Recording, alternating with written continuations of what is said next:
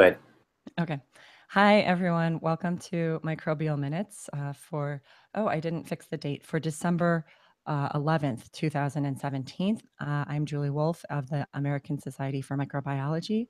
Today, we're going to ask the question, what's hot in the microbial sciences? What is going on in research and policy? And so we'll be talking about 5 different reports. We're going to talk about bacteriophage and how they can invade. We'll talk about the origins of MCR-1 mediated colistin resistance, some new nucleotides that can help code for life.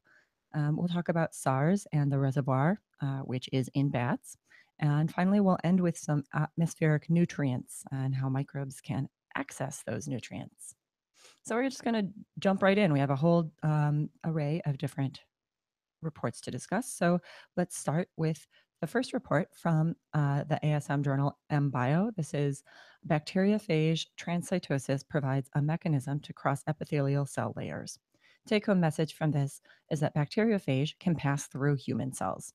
So this is kind of a paradigm shifting idea because bacteriophage are viruses that are known to interact solely with bacteria. I'm showing you a schematic here on the left-hand side of the screen where you see a very classic looking bacteriophage that attaches and injects its genetic material into the bacteria. And these phage are, as they're sometimes called, are very specific, not only for the species of bacteria, but even sometimes for specific strains of bacterial species. So perhaps only certain kinds of E. coli could be attacked by some bacteriophage. Of course, it doesn't look exactly like this. If you look on the bottom left-hand side, you'll see an electron micrograph where there's a whole bunch of different phage that are attached to this bacterial cell.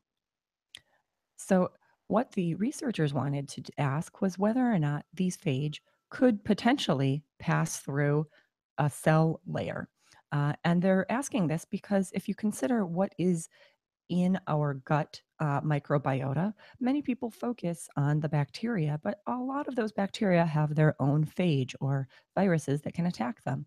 And just as some bacteria can take advantage of the gut epithelial cells to pass through into the human body, such as salmonella can use a receptor on some gut epithelial cells in order to pass through that cell.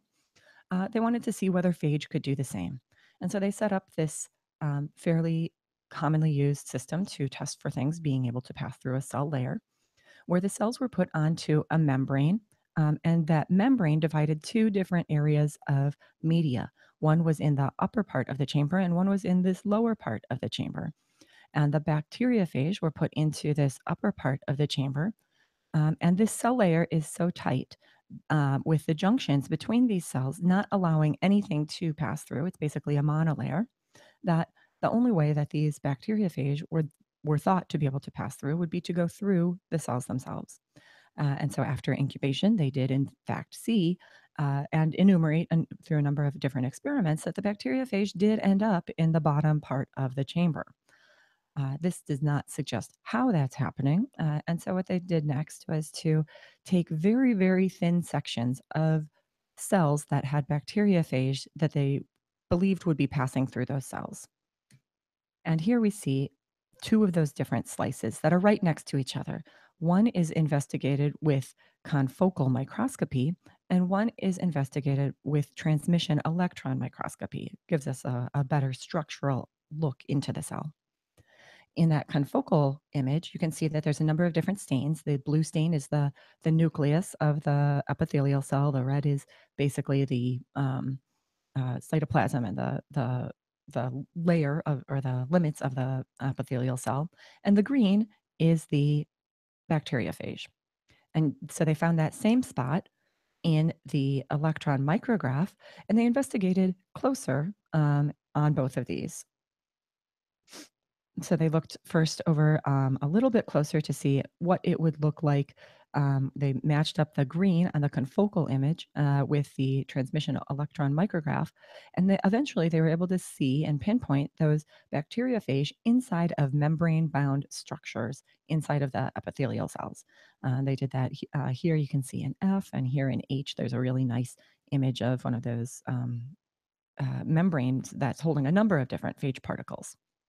So this suggests to the researchers that the bacteriophage are taken up in some sort of membrane structure, perhaps via some endocytosis-like mechanism, and pass through to that basal layer, to the bottom of the epithelial cells. And in the gut epithelial cells, these the top layer and the bottom layer of the cells are quite different morphologically. They often have different types of receptors and different abilities to detect pathogens, and they saw consistently in several different cell lines that it was this apical to basal or top to bottom movement of the bacteriophage that was promoted through these membrane structures. This complements another study that came out around the same time. This is, I believe, a Nature Communications paper. And we'll have links for all of these things below the video. Go ahead and click. You can read for yourself. But this one is internalization of a polysialic acid binding E. coli bacteriophage into eukaryotic neuroblastoma cells. So it's a totally different cell line. And this group observed that neuroblastoma cells could internalize some of these bacteriophage. And so what does all of this phage incorporation or phage transit mean? It's a whole bunch of things. This is really could be a potentially paradigm shifting discovery. Science wrote up the MBio paper asking, does a sea of viruses inside our body help keep us healthy? And they spoke to the senior scientist, Jeremy Barr, who said that basic biology teaching says that phages don't interact with eukaryotic cells, just as I said at the beginning here. And he says that he's now convinced that that is complete BS. And he thinks that in humans, a steady influx of the viruses creates an intrabody phagome, which may modulate immune responses. And they go on to list other pieces of research that support this, including the discovery of phages in different parts of the human body, including even the brain. And so Barr thinks that there could be a lot of different things at play here. I should mention that all of the research that they did was using in vitro work. So they only studied epithelial cells that were in those trans wells. And that was brought up on Twitter because Barr is an active Twitter user. He shared his research, and another user asked whether the epithelial cell layers of the gut means epithelial cell layers isolated from the gut, and whether that would be the same in the full epithelium. And Barr noted that that is correct. It's a good question, and that this research was done in vitro because it's difficult to differentiate transcytosis versus leaky gut. I'm sure future research will, of course, have to move in vivo in order to show that this is something that occurs in the body. Another user asked whether this data had been compared with the 8,000 human blood viruses that had been identified in a study from Craig Ventnor's lab, which we had also discussed here on Microbial Minutes. And Barr answered that he had not looked, but that it sounds like that will be something that he will do in the future. So this is really pretty cool research. If you want to hear a more in-depth discussion of this paper, you can listen to one of the podcasts from ASM this week in virology. They just had an episode on December 3rd that covered this very paper. And you can see they chose the same schematic that I did for their representative image. Moving on. The next paper that we're going to discuss is actually not peer-reviewed. I want to point out that this is a bioRxiv paper, and if there are any major changes in the final published version, we will, of course, mention that on Microbial Minutes. But this was making some waves, and I thought it was worth discussing. So the title of this paper is The Global Distribution and Spread of the Mobilized Colistin Resistance Gene, MCR-1. Now, the take-home message from this is that colistin resistance emerged years before its detection. So we've talked about colistin resistance a lot. It is truly the antibiotic of last resort.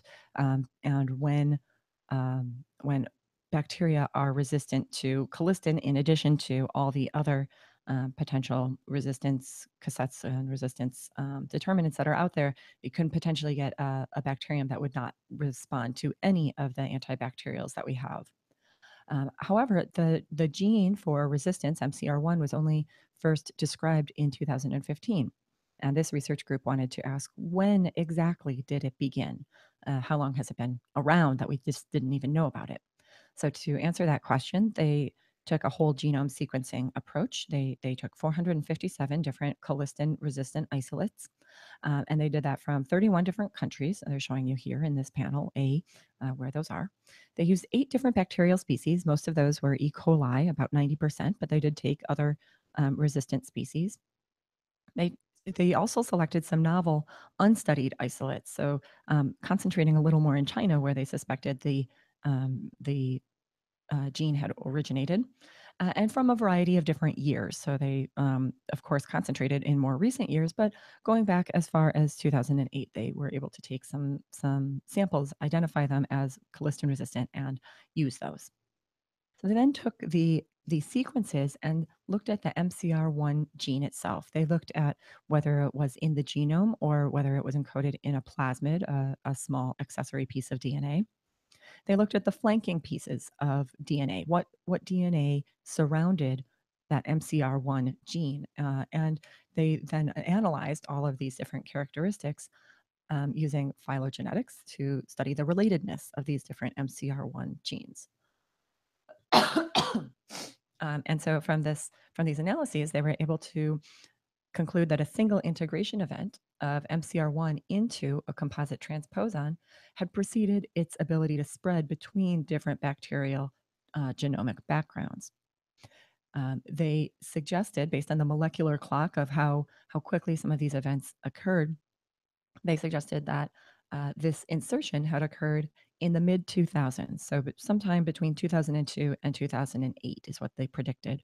So, that's about 10 years before we had identified MCR1 and its resistance. Interestingly, in their discussion, they say that the origin of MCR1 prior to its mobilization remains elusive. Despite an exhaustive search of sequence repositories, they could not find a single MCR1 sequence. So they don't know what organism was the original progenitor, the original strain to produce this MCR1 gene.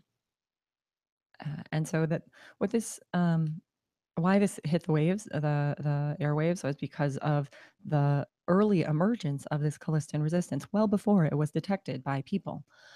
And so this was shared by a number of different outlets that have a vested interest in antibiotic resistance, including the Infectious Disease Society of America. Battle Superbugs is a Twitter account that shares a whole lot of antibiotic resistance, particularly when related to antibiotics in agriculture. It was shared by veterinarians, pointing out that the resistant bugs on our farms are in our food, in our communities, causing resistant infections in humans. And really, this study emphasizes the importance of good surveillance in order to understand the potential for resistance in the clinic. Since this was circulating, this was a gene that was circulating and being selected for many years before it popped up in the clinic. Uh,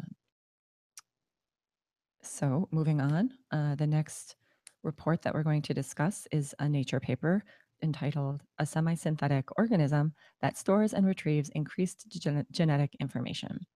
And the take home message from this is new nucleotides increase DNA data storage potential.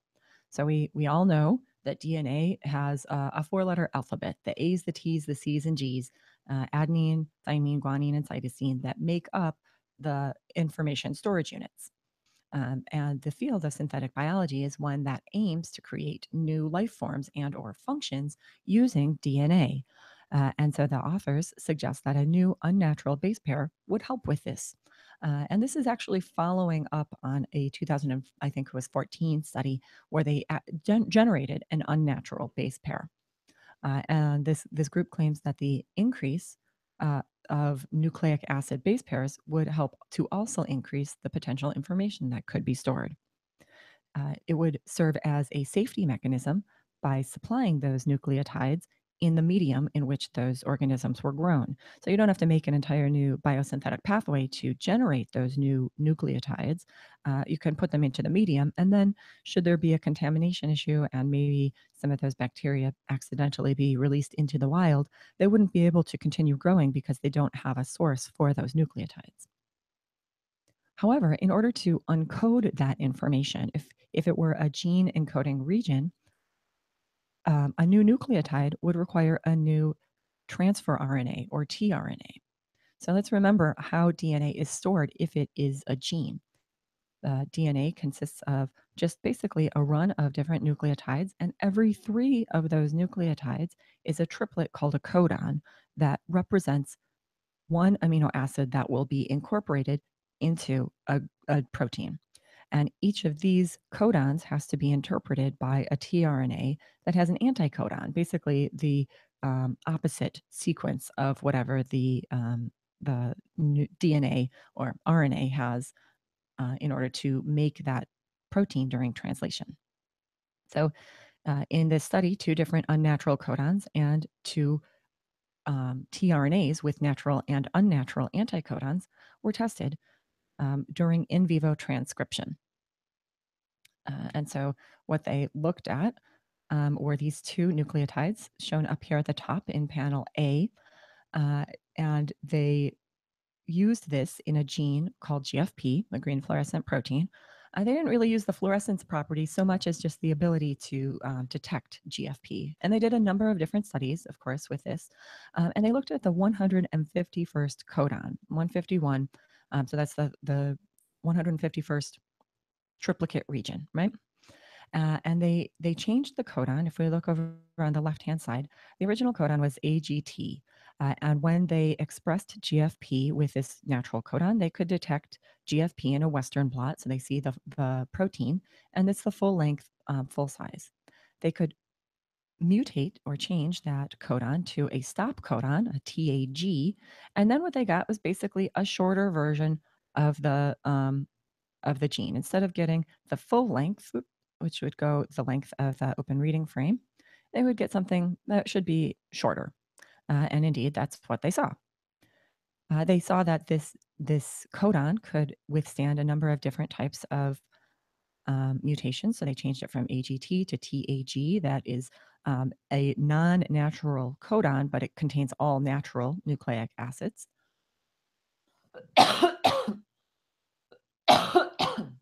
Excuse me. And then they tried using an AXC. So that X represents one of those unnatural nucleotides. And in this case, they did see some full length protein, but a lot less than when they had natural nucleic acids. However, when they also expressed a tRNA that had the same, an anticodon that would match um, that X, the Y and the X are the unnatural base pair, they saw that then that this could be uncoded to the same extent with the same expression level and same amount of protein produced as the natural codon.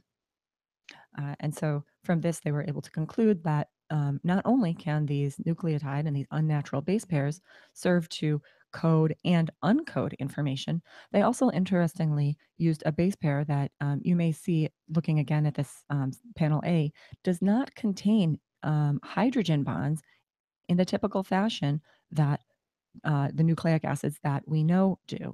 The D and the adenine and thymine have two hydrogen bonds, and the cytosine and guanine pair have three hydrogen bonds. There are no hydrogen bonds between the X and the Y. They are simply structurally similar, and they help to maintain what would be the distance between the two pairs of um, the double-stranded DNA. So this is pretty cool. It was written up in a number of outlets. It was written up in Science, both for this study and for their 2014 study. And they emphasize that the traditional 4 DNA bases code for 20 different amino acid possibilities, but the addition of X and Y could produce up to 152 amino acids, meaning that they could become the building blocks for new drugs and novel materials, according to the scientists. And there are some very lovely, of course, this was shared by Nature, the publication that published it. And there's some very lovely graphics from the 2014 write up in Science. So we'll include that as well as the new write up in the links below. Next, we're going to move into infectious diseases again, talking about a PLOS pathogens paper. This is titled Discovery of a Rich Gene Pool of Bat SARS Related Coronaviruses Provides New Insights into the Origin of SARS Coronavirus. So, the take home message for this is that all the building blocks for SARS are found in a single bat location. So SARS was an epidemic that emerged in the early 2000s. This on the left-hand side is a timeline showing the incidence of SARS and the number of cases. I'm sorry, the time, the dates, and then the incidence, the number of cases that are um, indicated in red here from the WHO. In total, there were over 8,000 people who were sickened during this epidemic and 774 who died. That's almost a 10% fatality rate, but that fatality rate jumped to over 50% in the elderly. So this is a very serious disease. The disease before the virus was identified was called severe acute respiratory syndrome. So it is something that affects the airway and the ability to breathe. And eventually, the SARS coronavirus was isolated and identified as the causative agent of this syndrome. The epidemic originated in the Guangdong province in China, where it was linked to palm civets at first, and eventually, I believe in 2005, was identified in bats. However, that was because there were similar SARS coronaviruses or SARS related coronaviruses. They were not the direct ancestor of the SARS coronavirus that caused this epidemic. And so ongoing surveillance in the Guangdong province has been concentrating on identifying exactly where this virus may have emerged from. And that's what this study addresses. This is a 5-year surveillance study within a cave in Yunnan, China. And during this surveillance period, the researchers swabbed many different bats looking for the presence of different viruses, and they were able to identify diverse groups of SARS related coronaviruses. Within these different related coronaviruses, they were able to find all of the components of the SARS coronavirus genome that had originally caused that epidemic. So I think there's around 13, no, around there, I think that there are 13 genes within the virus, and they were able to identify all of those that are very similarly or very closely related to the epidemic strain. That includes the ORF open reading frame 8 and ORF 3, as well as the S proteins. And all three of these tend to be the most variable within those related coronaviruses. Some of those S protein genes that they found were so related, they were so similar to the epidemic strain that they can already use the receptor, the same receptor as the SARS coronavirus within humans for cell entry. That's the ACE2 or ACE2 receptor. And what this means is that some of those SARS related coronaviruses are right now capable of human transmission. They can get inside of cells. They might not be able to propagate and make new viruses within that cell, but using this S protein gene, those viruses right now have that capability to enter human cells. Since this was a longitudinal study, they continued to look at these different viruses over time, and they saw that over time there was recombination or mixing of some of these different genes. And what this suggests is, of course, that some of those genes might mix and match in just the right combination, that emergent new human pathogens, very similar to SARS, might come out of this very same location that they were studying. And so this was widely shared, written up in several different places, shared by one researcher who does a lot of surveillance work in emerging viruses. It was written up in The Guardian, a mainstream news mainstream news source, where the title of the article says that scientists traced the 2002 SARS virus to a colony of cave dwelling bats in China. It was not necessarily the virus themselves. What they found were all of the building blocks, all of those different components that could lead to the virus. They didn't find the same virus, and I think that's an important distinction to make. In this piece in The Guardian, they interviewed Jeremy Farrar, who is the director of the Wellcome Trust, who said that this will certainly not be the only cave that contains bats infected with one of these strains of virus, but it is really important that we have found the first one. And so this study, along with the MCR-1 really emphasized the need for surveillance in order to understand the potential, um, in this case, potential virus reservoir, in the other case, a potential antibiotic resistance reservoir, and just knowing what is out there that will help us to be better prepared if those things jump into the human transmission system. All right, moving on, we're going to our last study. This was also a Nature paper titled Atmospheric Trace Gases Support Primary Production in Antarctic Desert Surface Soil. Take home message here is trace nutrients in the air sustain Antarctic soil microbes. So, you're probably all aware that Antarctic soils are maybe the most extreme environment. They are extremely cold. They're extremely arid. It's a desert. It's not the traditional desert that we think of as heat. It's a very very cold desert, and that is limiting because microbes, like all life forms, need water in order to grow. Despite these extreme conditions, some non culture systems, such as sequencing, have suggested that there are rich microbial communities. So, with a lot of diversity and a large number of microbes that are able to live inside of these extreme soils. It makes sense, or scientists understand that photosynthesis can produce carbon fixation in some of those soils that are exposed to the air, or those that are more towards the top. But those that are deep within the soil system do not have that same photosynthetic capability, and don't have that same access to light.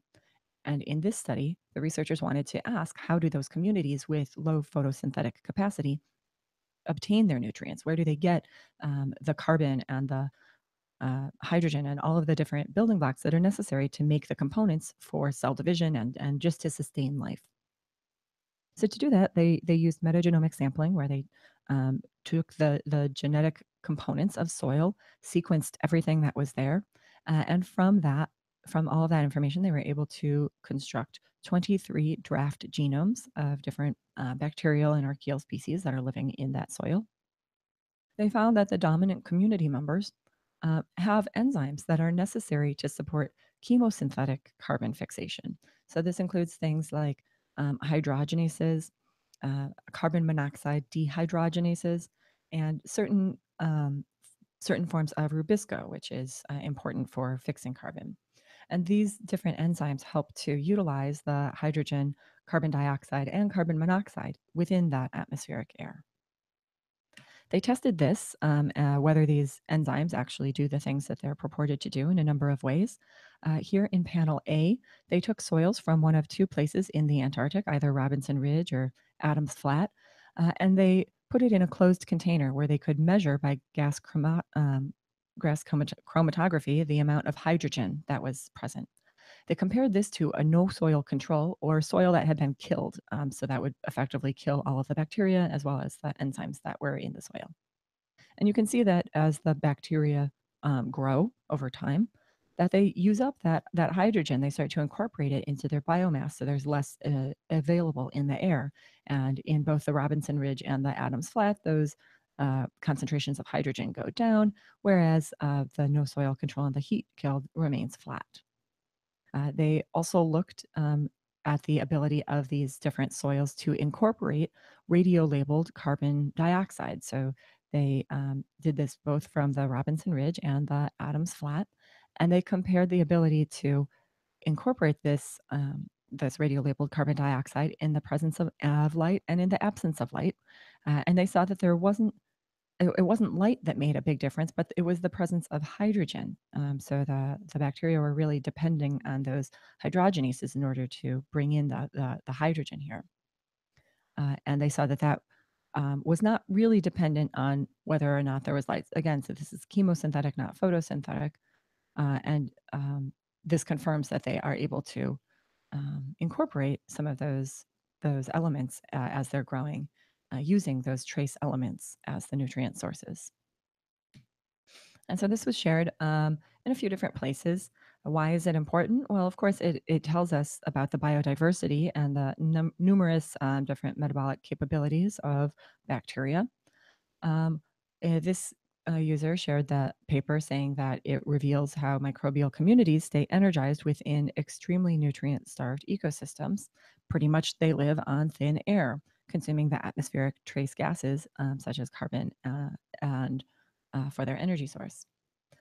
As it was written up in The Independent, some of the other take home messages are that this suggests that alien life could be sustained on other planets, such as planets where there's a lower exposure to sun. The sun doesn't reach out into the solar system quite, or the galaxy in different ways. And so, this new understanding about how life can still exist in physically extreme and nutrient starved environments like Antarctic opens up the possibility of atmospheric gases supporting life on other planets, said Professor Ferrari. And uh, Belinda Ferrari, I believe, is the senior scientist involved in this study. So, that's pretty exciting for people who are interested in microbial life or the potential for microbial life on other planets. All right. So to wrap up, well, the things that we've learned that have happened in the microbial sciences in the last couple of weeks are that bacteriophage can pass through human cells, that colistin resistance emerged years before its detection, that new nucleotides increase DNA data storage potential, that all building blocks for SARS were found in a single bat location, and that trace nutrients in the air sustain Antarctic soil microbes.